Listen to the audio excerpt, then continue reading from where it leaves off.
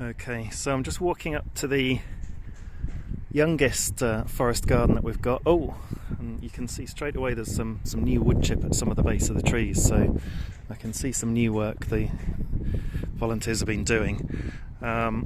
This was planted about 2 or 3 years ago, and you can see all the other videos of the early videos of it in the right playlist if you find it.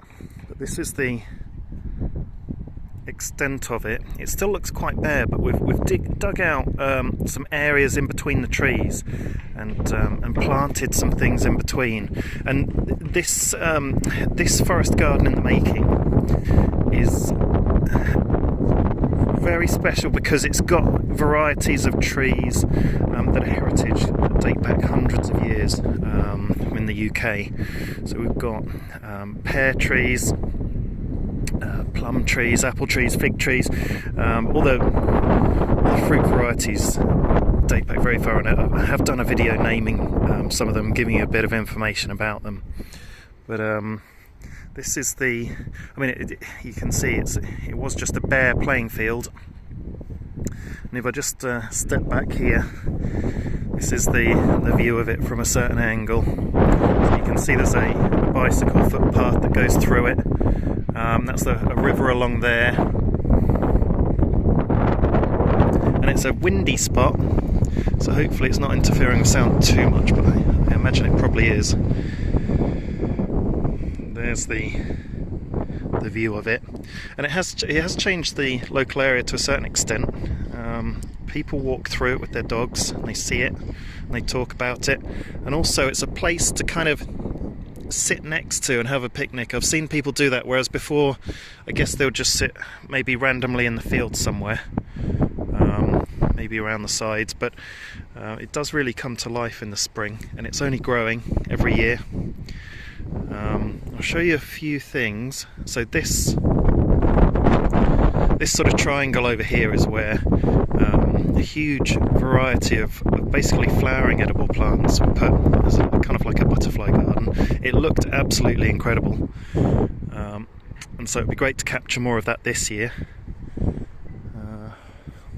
Let's have a look in this bed. This is where I came and planted things when we were locked down and couldn't go anywhere. So we've got some oregano or marjoram. I know this is golden marjoram next to it, and then just a darker lead variety, just a normal marjoram, and then that's a sage plant next to it, and then lots of strawberries on the ground.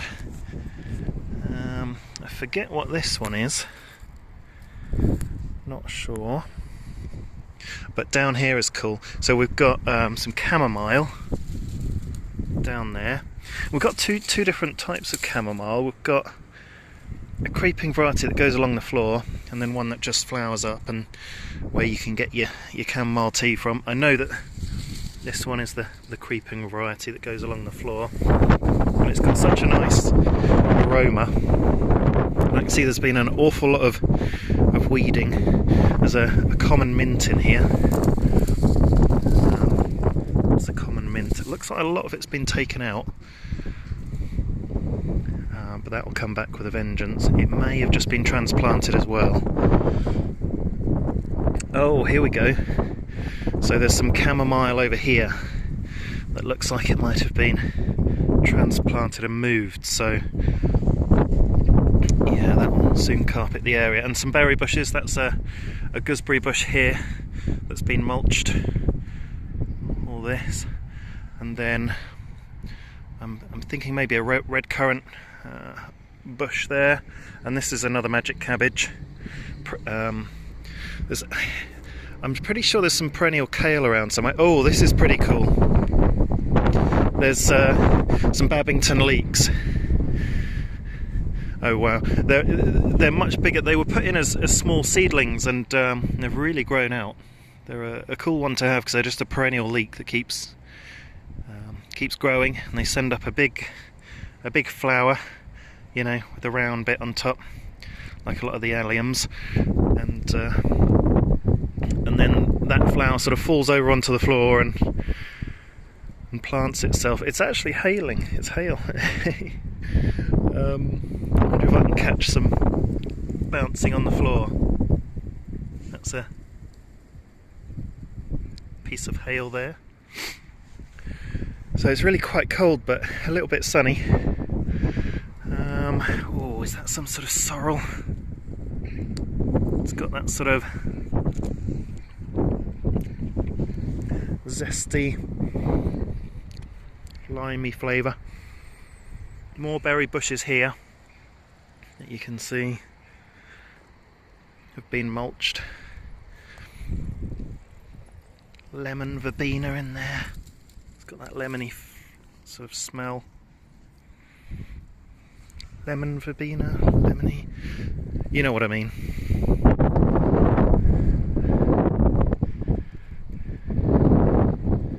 And then over here, this is a bit of an interesting bed. This is the newest one, carved out last summer.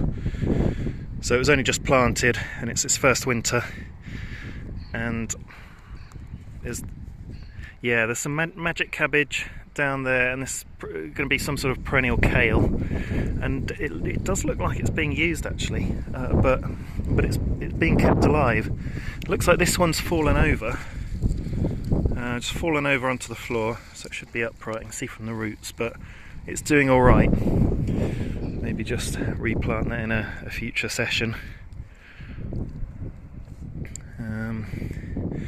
Berry bushes. I know I planted. Was it this one I planted? I can't remember. It's difficult when they don't have the leaves on. But yeah, 3 berry bushes in a row down here.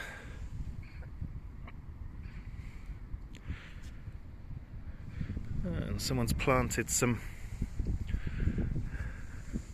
like winter pansies or something. I'm not sure we would have them in here, but maybe someone feeling like they were getting involved and putting some sort of flowers down.